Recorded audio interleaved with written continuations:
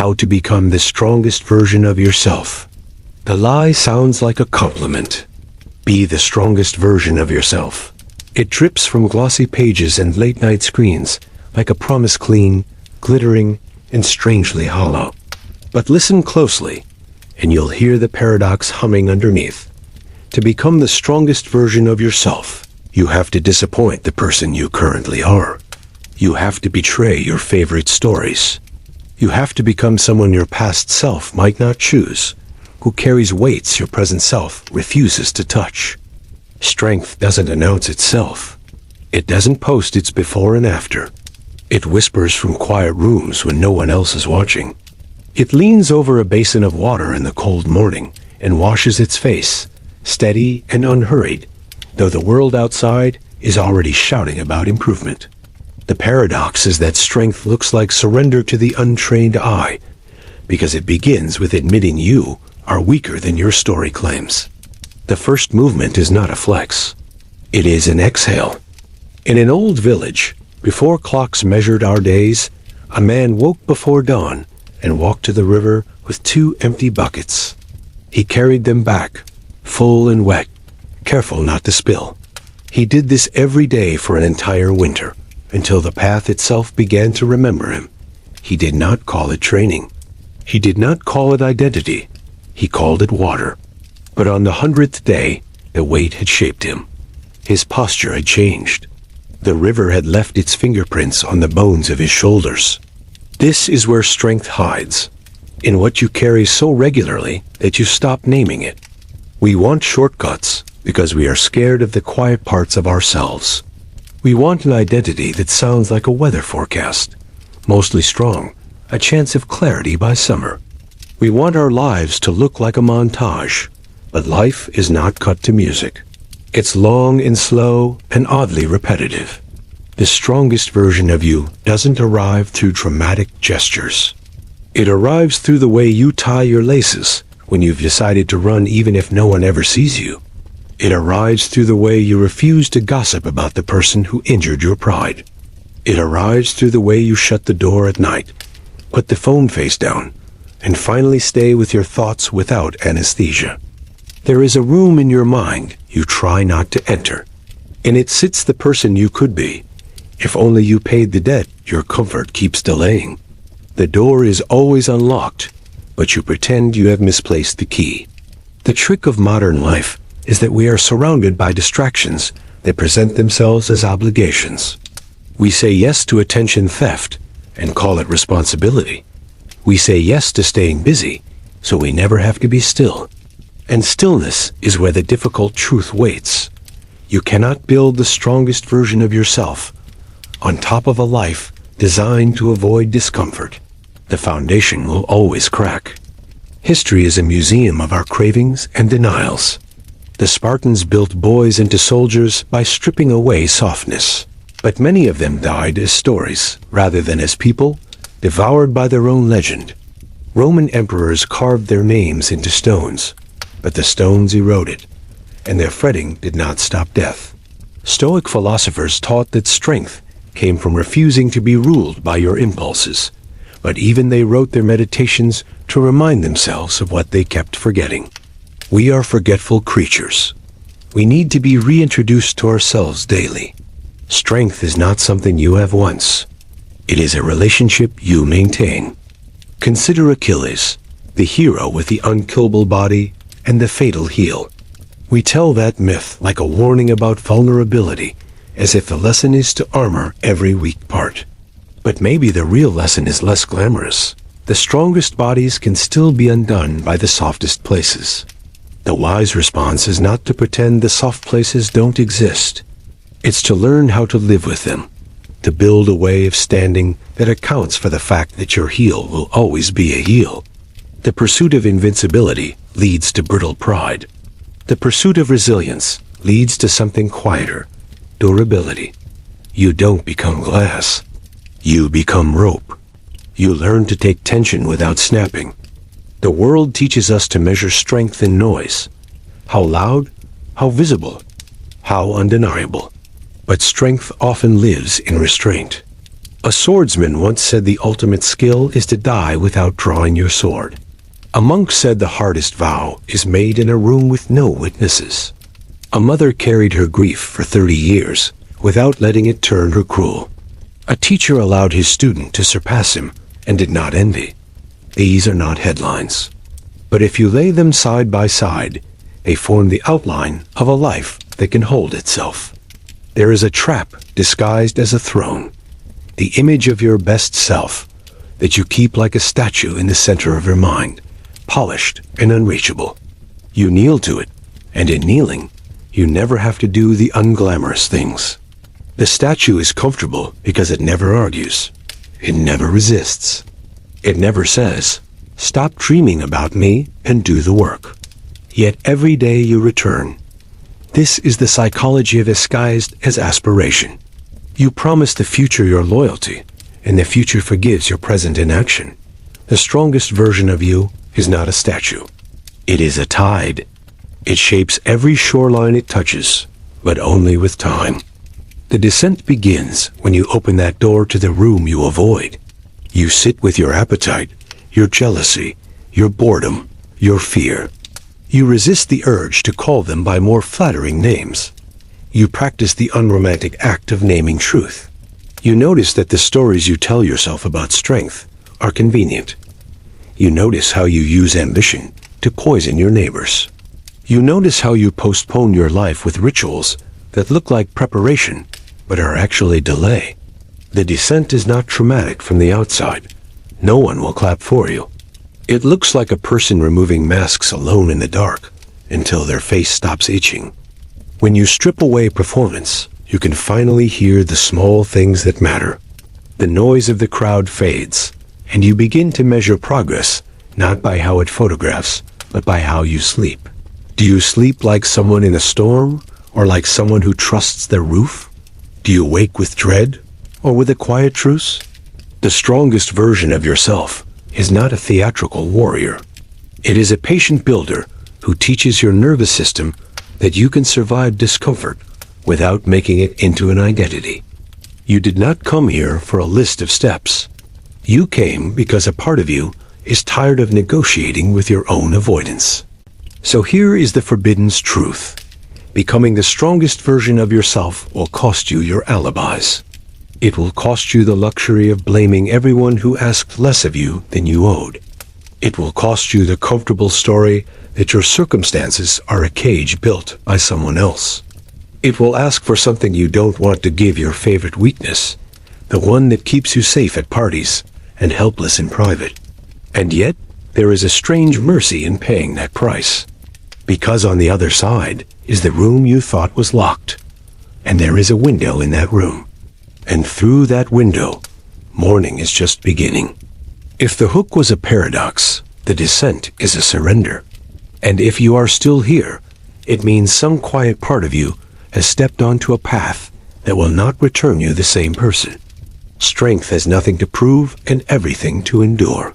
It moves like water in winter, patient, unafraid of time. You can pretend to be strong for a season, but endurance is what tests the lie. The descent is your apprenticeship to endurance. The riverbank has been waiting. The strongest version of yourself is not the loudest. It is the version that can keep a vow after the excitement has died. Which is to say, the strongest version of yourself is built in boredom. Boredom is the weight we refuse to lift. It is the old room with the peeling wallpaper, the repetition that exposes who you are when novelty stops protecting you. Most of us flee from it because boredom turns down the volume of distraction and lets the quieter voices speak. The critic who says you're a fraud, the child who wants to be held, the rebel who keeps sabotaging without knowing why. But boredom is also a forge. It is where scattered efforts cohere into power, the way scattered iron filings become a magnet only when aligned. The hidden motive behind many of our goals is not strength. It is admiration. We perform versions of ourselves, hoping that applause will fix our private ache. We look for refuges in admiration because being admired feels like safety. If they love me, I won't be abandoned. If they see me as strong, I won't be hurt. But admiration is a mirror that alters our face. We start to train for the crowd's gaze instead of the body's truth. We start to build a life that looks strong but breaks under pressure. The strongest version of yourself is not interested in applause, because applause cannot carry anything for you. The bucket still weighs what it weighs. History has a way of punishing performance. The agoge made Spartans hard, but hardness without mercy is a dead end, a tool that shatters its own handle.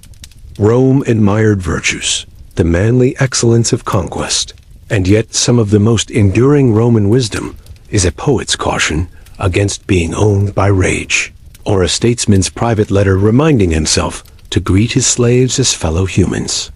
Even within cultures obsessed with strength, the quiet countercurrent is always there.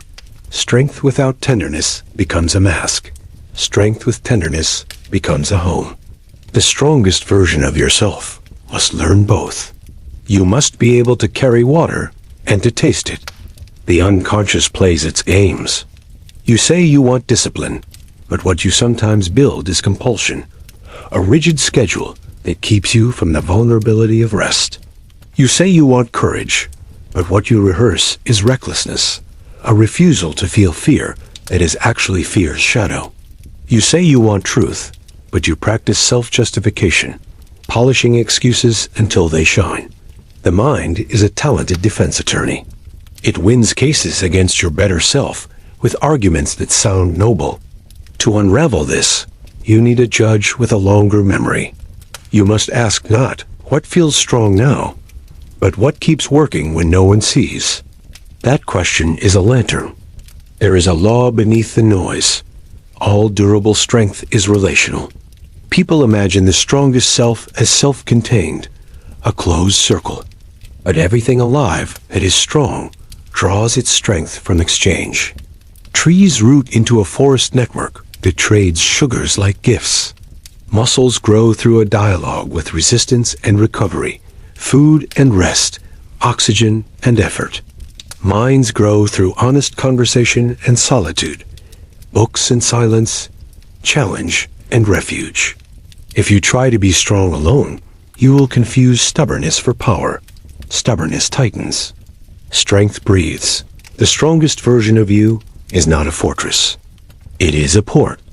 To build that kind of port, you craft rituals that anchor you to a deeper rhythm than the algorithms. Not because rituals are magic, but because they are honest about how forgetful you are. The monastery understood this. Bells interrupted the day, not to enslave the monk, but to remind him, you belong to something older than your mood. The external discipline taught an internal one, attention. In an age shaped by machines designed to deform attention into addiction, choosing where you place your attention becomes an ethical act. Strength is attention, applied gently but relentlessly to what matters when novelty fades. A prisoner once spent years in a cell, no larger than a pantry.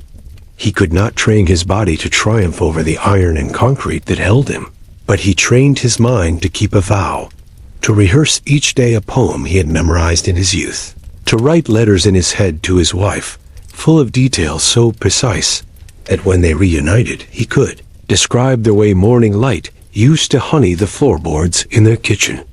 When the door finally opened, he walked out frailer, yes, but not broken. He had built softness into his strength as a safeguard against becoming stone. He had refused to let deprivation become his character. This is the strangest form of strength, to deny your circumstances the power to decide your soul. We confuse two kinds of difficulty. Some difficulties are like weights. They make you stronger when carried carefully. Other difficulties are like acid. They corrode your ability to carry anything. Learning how to tell the difference is where wisdom enters. Staying up late to prove a point. Doom scrolling until your mind is a static field. Picking fights to show toughness acid. Walking into a difficult conversation to repair a fracture you helped cause. Resisting the performative outrage of the day. Enduring the awkwardness of honesty weight. The strongest version of yourself learns this taxonomy of pain and becomes a curator, saying yes to the weight, and no to the acid. And yes, this curation is not glamorous. It is 100 small decisions that look like nothing and feel like everything. When people talk about identity, they often mean the story that excuses them. I'm just not a morning person. I'm too broken to change. I'm someone who needs chaos to feel alive. These aren't identities. They're cages furnished to look like apartments. The strongest version of yourself is allergic to cages dressed as personality. You can prefer late mornings. You can be wounded. You can love a little wildness.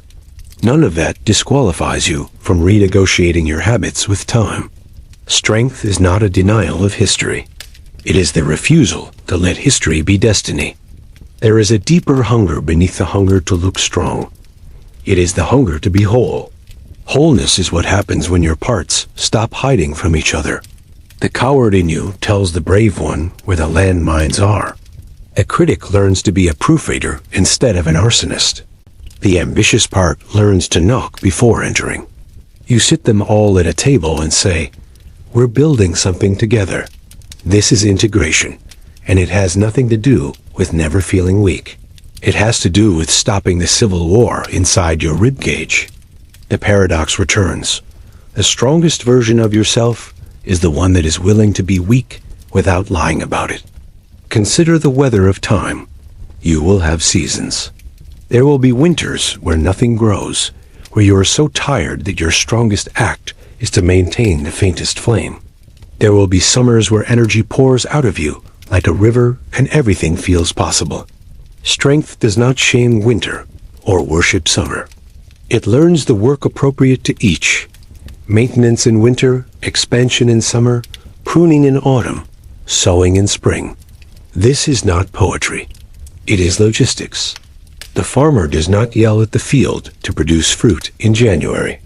The farmer reinforces the fence, sharpens the tools, studies the sky. You can live like that, and your life will bend toward durable strength. And then there is love. You cannot escape it and still be strong. The body wants food. The mind wants meaning. The heart wants to give itself somewhere. The strongest version of you will need to put your strength in service of something larger than you, or it will turn into theater. Love is the weight that reorganizes a life without humiliating it. It can be love for a person, a craft, a place, a god, a community. But it will always require sacrifice, and sacrifice is the part where performance usually runs away. When you stay, when you keep the vow after the music dies, you become someone your younger self would mistake for myth. Deep down, you can feel the cost. It isn't loud. It's the quiet dread when you look at your calendar and realize there is no space for reflection. It's the flash of shame when you break a promise to yourself and shrug. It's the nagging suspicion that your life is a collection of almosts. If this feels like an indictment, soften. The point of seeing the trap isn't to hate yourself. It's to notice the door you didn't know you could open. The unraveling isn't meant to humiliate you. It's meant to liberate you from the image that's been holding you captive. Here, then, is the heart of the unraveling. You stop asking, "How do I become impressive?" And you start asking, "How do I become dependable?" Not to others first, but to yourself. Dependability is not sterile. It is fertile. Dependability breeds trust, and trust builds momentum, and momentum reduces friction. The hardest part of any weight isn't its heaviness. It's the first lift. Dependability shortens the distance between resolve and action. You become someone who does what they said they would do yesterday. That is not glamorous, but it is rare. And rarity has its own radiance. Everything in you that fears irrelevance will protest. It will want to return to dramatic concepts, dominance, mastery, conquest. But notice the people who age with grace. Notice how their strength has softened to fit the contours of reality like a hand cupping water. Notice how they can say, "I was wrong," without confusing humility for weakness. Notice how they have nothing to prove, and yet you would follow them into a fire. That is the architecture we are building toward. The hardest thing is to release the idea that strength is an armor you wear to keep the world out. The bravest thing is to realize it is a backbone you grow to stand in the world fully. What if strength is not a staircase, but a spiral? You pass the same places again, but at a different altitude. You make the same vow, but it cuts deeper this time. Not because you failed before, but because human becoming is not linear. We're more like weather than like clocks. The strongest version of yourself understands that loops are not mistakes. They're revisitations. You're not back at the beginning. You're returning with better instruments. The transformative truth is simpler and harder than it sounds. The strongest version of you is the one that makes peace with reality without surrendering the duty to shape it. It neither romanticizes suffering nor denies it. It neither worships control nor despises it. It is the adult in the room when the child in you wants to throw the glass. It holds the glass carefully and decides whether to drink, to pour, or to set it aside. That mundane sovereignty is where freedom hides. If you want an image, picture a lantern carried through a storm, protected by a hand that knows wind. The flame is small. The hand is steady. Together, they move through the dark. There is a revelation hidden in the messy middle of every ordinary day. You have been outsourcing your agency to your moods. You call it authenticity. But authenticity is not obedience to your mood. It is obedience to your values, even when your mood protests. The strongest version of yourself lives by a covenant that outlasts euphoria and despair. It says, we do this because it matters, not because it feels good, not because someone is watching, not because you posted about it. The smell of this covenant is wood smoke and rain. It lasts. And because all strength is relational, this covenant is not signed alone. You need to choose your elders, even if they are dead. A book can be an elder. A story can be an elder.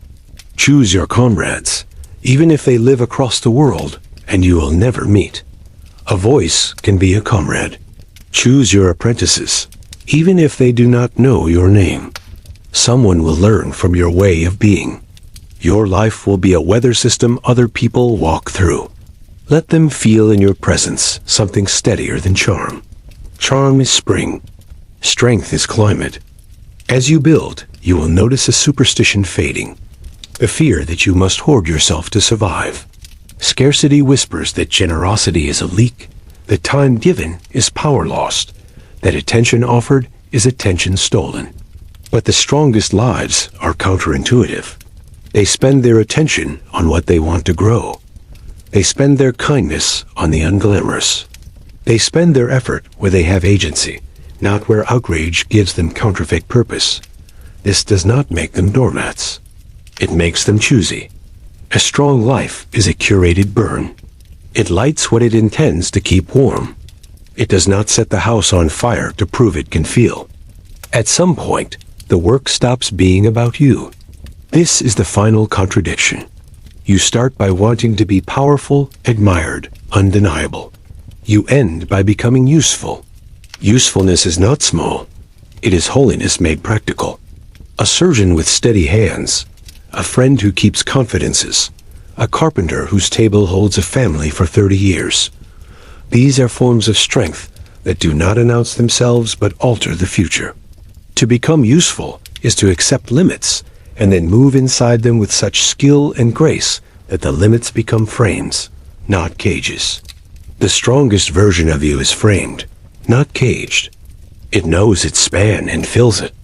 Forgiveness enters here, not the sentimental version that erases accountability, but the adult version that releases your energy from the altar of resentment.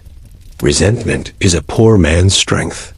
It lets you lift nothing except your own bitterness. Forgiveness is not forgetting. It is refusing to keep paying the tax of anger when it no longer buys integrity. This is a terrifying move, because anger is a warm coat in winter. But coats can also weigh you down when it's time to run. The strongest version of you keeps the coat for the right weather and hangs it when the season changes. Again, we return to seasons. What changes finally is your relationship with fear. You stop trying to dominate it. You start listening to it. Fear becomes one data point among many. You treat it like a messenger with a history of exaggeration. You thank it. You invite courage into the room and let them talk. Courage does not silence fear. It invites action to step between them and settle the argument. The actions are small, but they accumulate. You become the person who makes phone calls when they're hard, who examines the bank account instead of looking away, who apologizes specifically and without theater. This is not inspiration. It is maintenance. And maintenance, sustained, is indistinguishable from mastery. You will lose things. You will lose versions of yourself that cannot make the journey. You will bury ambitions that were fueled by someone else's eyes.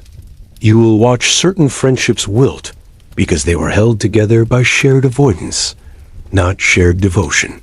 Grief is not a detour on the road to strength. It is part of the road.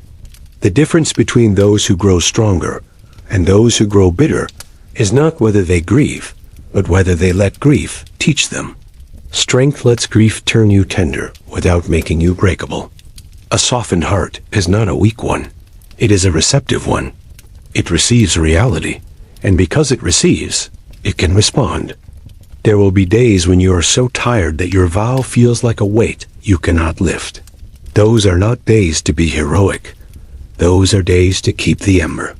The strongest version of you is not a firework. It is a hearth. Fireworks are impressive. Hearths keep people alive. You tend yours with the small moves. A walk instead of a spiral. A glass of water instead of another bitter drink. A page of a book instead of an hour of outrage. You light the candle and write one sentence and go to bed. This is not failure. This is fidelity. Fidelity is the quiet word for a strength that endures its own ordinariness. And when the big moments come, and they will, you will find yourself behaving like someone you respect. You will hear a cruel thing said about someone absent and choose not to add to it. You will say no to an offer that would make you visible and gut your integrity. You will say yes to a quiet task that offers dignity to someone else. You will do these things almost without ceremony because you have rehearsed them in small rooms without witnesses. Here's the revelation. The strongest version of yourself is not born in the crisis. It is revealed there. It is built long before. We are arriving where we began, the paradox. To become the strongest version of yourself, you must disappoint the person you currently are. But there is another side. You will become someone your future self thanks. That is the exchange rate. You trade the cheap approval of the present for the compounded interest of self-respect. You trade the thrill of the image for the warmth of the reality. You trade invincibility for resilience, admiration for usefulness, performance for presence. And then one morning you wake and realize, without trumpet or fanfare, that you trust yourself. The weight in your hands feels familiar. The path to the river is worn, but your feet are steady. The buckets are heavy, and you carry them anyway. Not because anyone will clap, because there is water to bring. This is not an ending. It is an enrollment. You are enrolling in stewardship of your attention, your body, your craft, your loves. You are choosing to become a person whose interior weather is not a danger to those nearby. You are choosing to live in a way that would make your ancestors proud and your descendants grateful, even if they never know your name. You are choosing to become the kind of person who does not need to announce their strength, because everyone who encounters you feels its shape in the way you listen. Stand up, wash your face, keep your vow, allow the seasons, carry the water. When you fail, fail honestly and begin again. The strongest version of you is not a destination. It is a way of walking. It leaves footprints in the mud that others can follow when the light is low. And when you're ready to keep descending into truths like this, truths that are heavier, older, and more liberating than the slogans, come back. We will be here with the lantern. If this opened your eyes, subscribe to Boring History. Because the truth is never boring.